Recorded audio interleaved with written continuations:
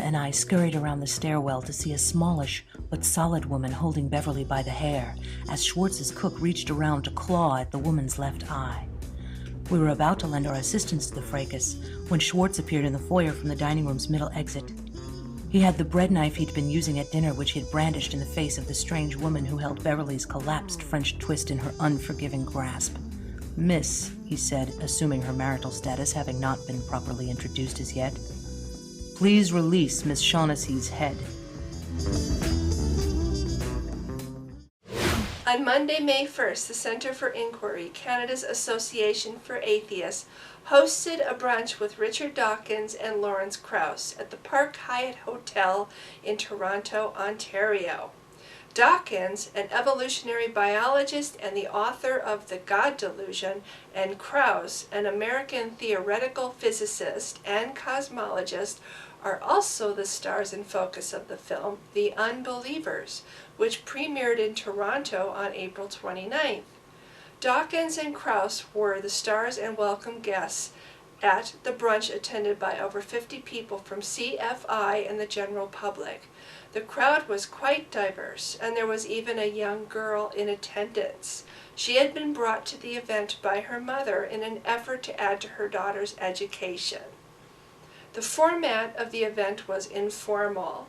After a short talk by each of the guests of honor, the members of the audience were invited to ask questions. During the Q&A, Krauss freely admitted he couldn't answer a question about the theories of a particular astrophysicist because he wasn't familiar with the man or his theories. As for Dawkins, he was quite comfortable about refusing to answer a question from the audience about epigenetics. He said he was bored with epigenetics, or at least bored with talking about it. When they were not at the podium, Dawkins and Krauss were part of the crowd signing books, meeting new people, and greeting old friends. Dawkins and Krauss are witty, charming, friendly, and forthright, and lived up to filmmaker Gus Halwerda's description of them as the rock stars of science and reason. Krauss left early to attend another of a seemingly endless round of interviews.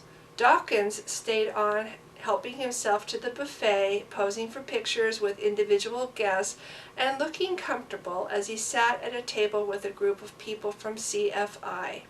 Some members of the audience left to go to the Toronto International Film Festival Bell Lightbox Theatre to see Dawkins and Krauss in the hot doc screening of The Unbelievers. As a special treat, they saw and heard Dawkins and Krauss again when the two stars of the film arrived after the screening to participate in yet another Q&A before they left Toronto. A survey taken by the Pew Research Center has found that over 57% of Russians living in the northern regions are very concerned or somewhat concerned over religious extremism in their country. The survey data indicates that about 40% of the entire country has the same level of concern.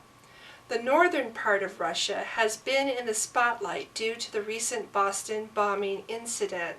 Both bombers were born in Kyrgyzstan and have family ties throughout the region. Data from Pew's 2012 Global Religious Landscape Report indicates that as of 2010, Russia is mostly Christian, with 73% of the population identifying with that faith. About 10% of the country polled as Muslim. A further look at the data reveals that Islam itself is self-defeating. 32% of the Muslims polled in Kyrgyzstan indicate concern over Muslim extremist groups. A mere 5% of those same people indicated the same level of concern over Christian extremism.